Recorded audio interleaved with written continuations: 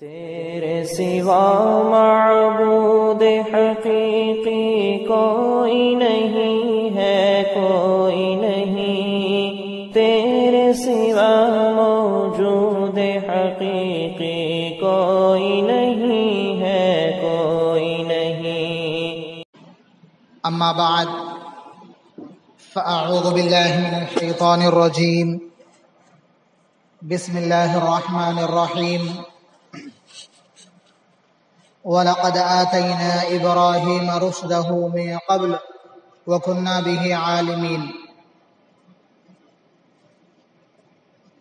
وقال الله تبارك وتعالى وَإِذِ ابْتَلَى إِبْرَاهِيمَ رَبُّهُ بِكَلِمَاتٍ فَأَتَمَّهُنَّ قَالَ إِنِّي جَاعِلُكَ لِلنَّاسِ إِمَامًا۔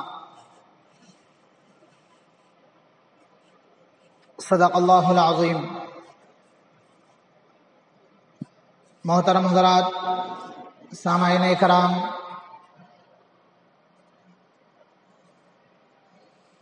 یہ مہینے حج والے مہینے ہیں۔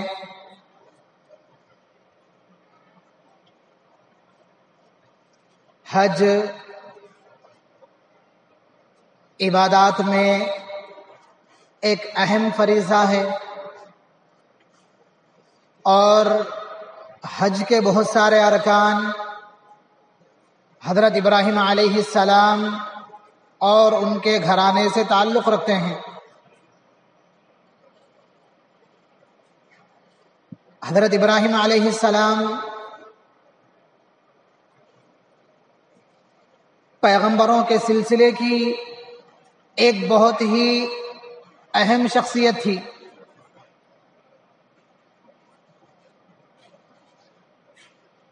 حضرت ابراہیم علیہ السلام کو اللہ تبارک و تعالی نے اپنا خلیل بنایا، اور ایک خاص ایک اہم مقام اللہ تعالی نے حضرت ابراہیم علیہ السلام کو عطا فرمایا۔ اسی طرح حضرت ابراہیم علیہ السلام سے اللہ تبارک و تعالی نے خانہ کعبہ کی تعمیر اور مکہ مکرمہ کی آبادی کا کام بھی لیا۔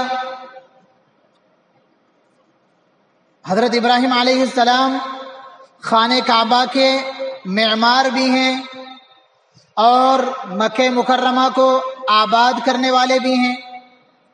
اسی طرح حضرت ابراہیم علیہ السلام کی یہ بھی خصوصیت ہے کہ ابراہیم علیہ السلام کی نسل میں اللہ تعالیٰ نے بہت سارے پیغمبر بھیجے۔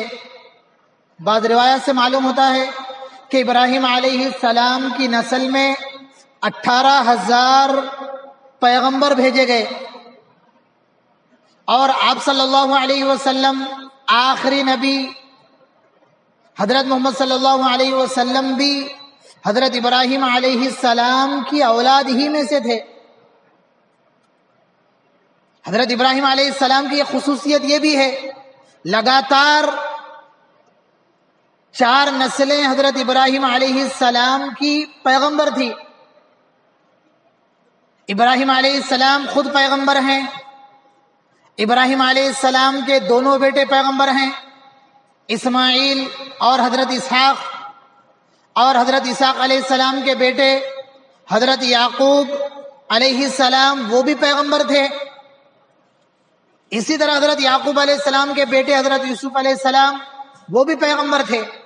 حضرت ابراہیم علیہ السلام کی خصوصیت ہے کہ جن کی 4 نسلیں لگاتار پیغمبروں والی تھی، اللہ تعالیٰ نے لگاتار 4 نسلوں میں پیغمبر بنائے۔ حضرت ابراہیم علیہ السلام کو اللہ تعالیٰ نے بہت ساری آزمائشوں سے گزارا، اور قرآن کریم میں بہت ساری جگہوں پر پیغمبروں کے واقعات بیان فرمائے۔ قرآن کریم میں جہاں اور بہت ساری چیزیں ہیں، قرآن کریم میں عقائد کا بیان بھی ہے، قرآن کریم میں مسائل بھی ہیں، بہت ساری چیزیں ہیں، لیکن وہیں قرآن کریم میں واقعات بھی بہت زیادہ ہیں۔ پچھلے زمانے کے پیغمبروں کے واقعات بھی بھرے ہوئے ہیں، پچھلے زمانے کی نافرمان اور فرمانبردار قوموں کے واقعات بھی ہیں، جنت اور جہنم کے تذکرے بھی ہیں۔ قرآن کریم میں واقعات کیوں بیان کیے گئے؟ واقعات اس لیے بیان کیے گئے تاکہ لوگ اس سے عبرت حاصل کریں۔ قرآن کریم میں فرمایا گیا فَاعْتَبِرُوا یا اُولِي الْأَبْصَارِ، اے عقل مندو ان واقعات سے عبرت حاصل کرو۔ واقعات کا مقصد عبرت حاصل کرنا ہے۔ جو واقعات سے عبرت حاصل نہ کرے پھر وہ نقصان اٹھائے گا۔ اس کی مثال ایسی ہے جیسے کہ کوئی آدمی یہ بیان کرے، یہ واقعہ بیان کرے کہ فلاں آدمی گاڑی انتہائی تیز چلا رہا تھا، گاڑی انتہائی تیز رفتار میں تھی اور گاڑی چل رہی تھی، اچانک سامنے سے دوسری گاڑی آ گئی اور دونوں کا ایکسیڈنٹ ہو گیا اور جانی نقصان ہو گیا، تیز چلانے والا آدمی مارا گیا۔ اگر یہ واقعہ کوئی سناتا ہے تو اس سے عبرت یہ حاصل ہوتی ہے کہ گاڑی تیز نہیں چلانا چاہیے۔ اس واقعے سے عبرت یہ حاصل ہوتی ہے کہ گاڑی حد سے زیادہ تیز نہیں چلانا چاہیے۔ اگر حد سے زیادہ تیز چلائیں گے تو انجام وہی ہوگا جو اس طرح کا واقعہ پیش آیا۔ تو قرآن کریم کے واقعات بھی اسی طرح سے عبرت لینے کے ہیں۔ اگر کسی کے ساتھ کوئی حادثہ پیش آیا گناہوں کی وجہ سے، نافرمانی کی وجہ سے، کسی اور وجہ سے، تو عبرت لینے کی ضرورت ہے کہ وہ نافرمانی ہمارے اپنے اندر نہ پائی جائے۔ اگر کسی کو اللہ تعالیٰ نے انعامات سے نوازا ہے، کسی کو اللہ تعالیٰ نے آزمائش کے بعد بلند مرتبہ اور مقام عطا کیا ہے، تو پھر اس سے یہ عبرت حاصل ہوتی ہے کہ وہ خصوصیات ہم اپنے اندر پیدا کریں، ہمارے اپنے اندر بھی وہ خصوصیات ہونی چاہیے۔ بہرحال حضرت ابراہیم علیہ السلام کی زندگی میں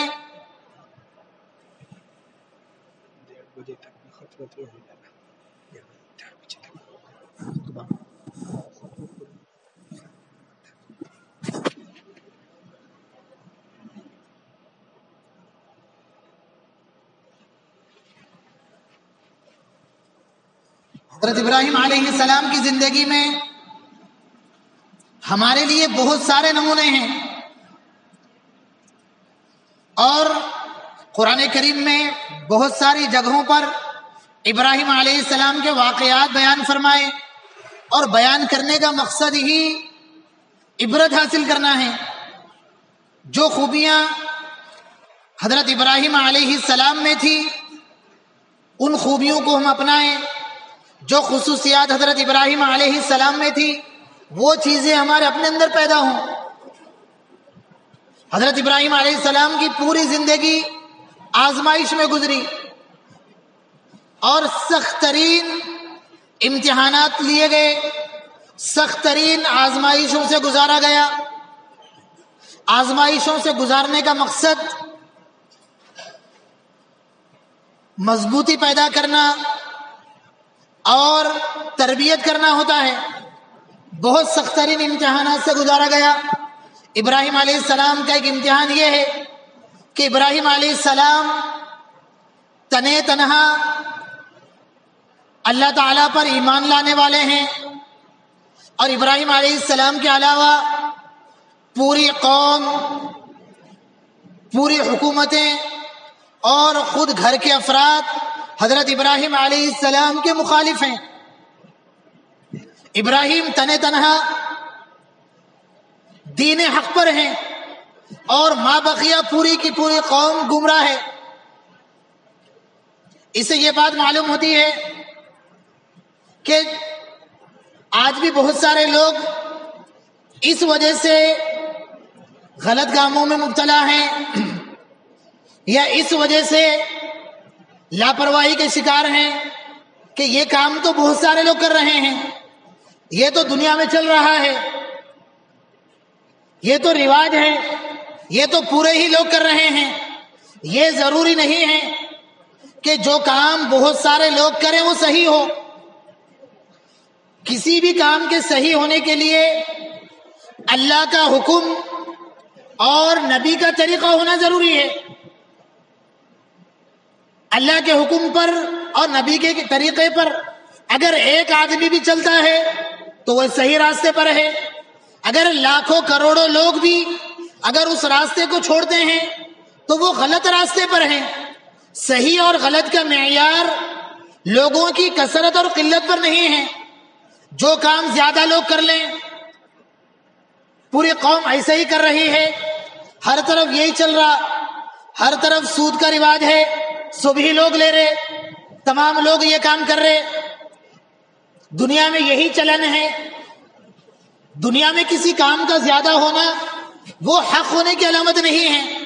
ابراہیم علیہ السلام تنے تنہا ہیں اور حق پر ہیں، اور پوری کی پوری قوم، پورا خاندان، پورا علاقہ اور پوری حکومتیں ابراہیم علیہ السلام کے مخالف ہے اور وہ حق پر نہیں ہیں۔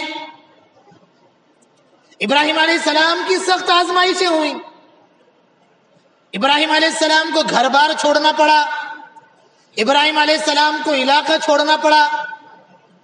اس کے بعد ایک لمحہ اور ایک امتحان ایسا بھی آیا، ابراہیم علیہ السلام سے مطالبہ کیا گیا کہ اپنے بیوی بچوں کو عرب کے جنگلات میں جہاں پر کھانے پینے کی اور اگنے والی چیزوں کا نام نشان نہ تھا وہاں پر چھوڑ دو۔ یہ بھی سخت ترین امتحان ہے۔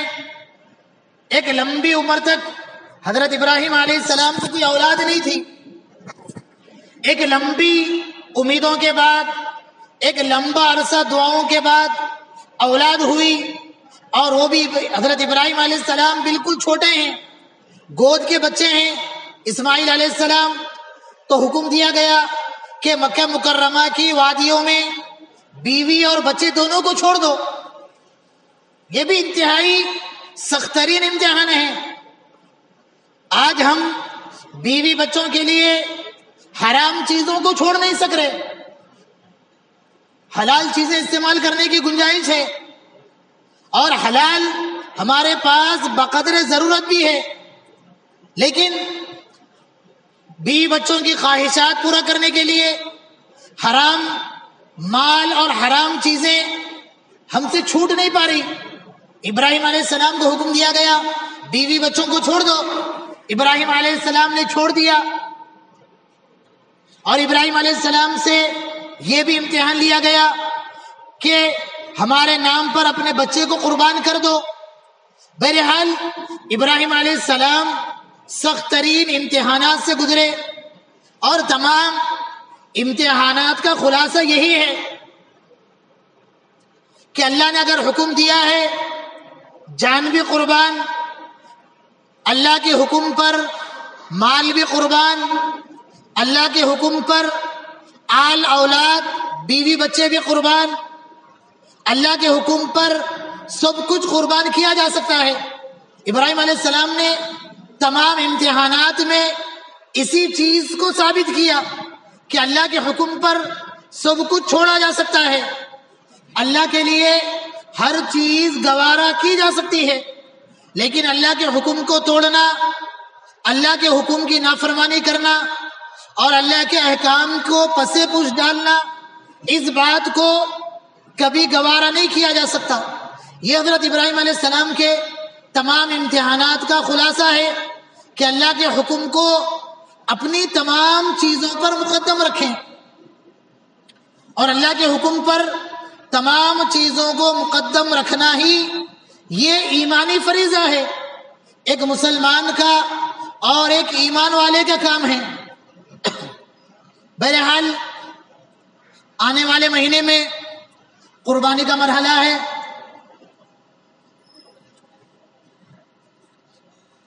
ابھی سے بہت ساری افواہیں پھیلائی جا رہی ہیں. دشمنان اسلام کی جانب سے بھی اور جو بھولے بھالے مسلمان ہیں یہ بھی اس کا شکار ہوتے نظر آ رہے ہیں. اور کئی لوگوں کی زبانوں سے یہ باتیں سنی گئی ہیں اور کئی لوگ اس کا چرچا کر رہے ہیں کہ اس سال قربانی میں جانوروں کے بجائے وہ قیمت غریبوں میں تقسیم کی جائے. کئی لوگ اس کا چرچا کر رہے ہیں اور ایسا نہ ہو کہ بہت سارے لوگ اس کو صحیح بھی سمجھ بیٹھیں. قربانی کے دنوں میں جانور ذبح کرنا واجب ہے. صدقہ خیرات یقیناً یہ فضیلت کی چیز ہے، لیکن جب جس کام کا تقاضا ہو اس وقت وہی کام عبادت ہے. اگر کوئی آدمی نماز چھوڑ کر نماز کے بدلے میں روزہ رکھ لے اور یہ کہے کہ روزہ فرض ہے، وہ بھی بڑی عبادت ہے، لہذا میں نماز چھوڑ کے روزہ رکھوں گا، تو یہ بھی ایک نادانی ہے.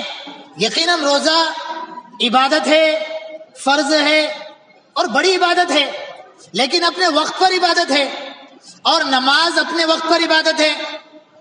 قربانی کے دنوں میں جن حضرات پر قربانی واجب ہے ان حضرات کو جانور ذبح کرنا واجب ہے. جانور ذبح کیے بغیر اگر خالی قیمت صدقہ کریں گے تو پھر قربانی کا جو حکم ہے وہ پورا نہیں ہوگا.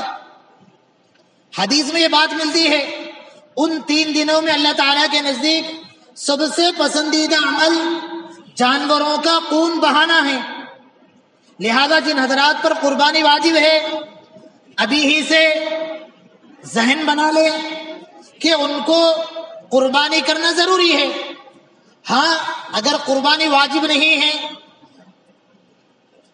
یا ضرورت سے زائد قربانی کرنے کا ارادہ ہے تو پھر نفل قربانی کی جگہ پر دوسرے کام کیے جا سکتے ہیں. لیکن جن حضرات پر قربانی واجب ہے وہ حضرات اپنے جانور کی قیمت صدقہ خیرات نہیں کر سکتے. صدقہ خیرات قربانی کے علاوہ کریں. قربانی کے علاوہ سال بھر صدقہ خیرات کرنے کی اجازت ہے، اور جتنی رقم ہم دے سکتے ہیں پورے سال میں صدقہ خیرات سے کبھی روکا نہیں گیا. لیکن ان مخصوص دنوں میں جانور ذبح کرنا یہی واجب ہے. جو صاحب نصاب ہیں جن پر قربانی واجب ہے ان پر قربانی کرنا اور جانور ذبح کرنے کے لیے اپنی تمام کوششیں کرنا واجب ہے. تمام کوششوں کے باوجود بھی اگر جانور نہ ملے کسی اور وجہ سے تو وہ الگ مسئلہ ہے. لیکن بہرحال اس قسم کی باتیں نادانی میں یا دشمنان اسلام کی جانب سے یا دوسروں کی جانب سے چلائی جا رہی ہیں کہ اس سال جانوروں کی قربانی کے بجائے صدقہ خیرات کریں، غریبوں کی مدد کریں. یقیناً غریبوں کی مدد کرنا چاہیے لیکن قربانی چھوڑ کر نہیں. جس پر قربانی واجب ہے وہ ضرور اپنی قربانی کریں. ان پر جانور کا ذبح کرنا واجب ہے. جانور ذبح کرنے کے بعد اگر رقم ہے تو وہ رقم صدقہ خیرات میں استعمال کریں. بہرحال یہ چند باتیں، ان باتوں پر اللہ تعالیٰ عمل کی توفیق عطا فرمائے. جو حضرات سنت نہ پڑھے ہوں سنت ادا فرما دو.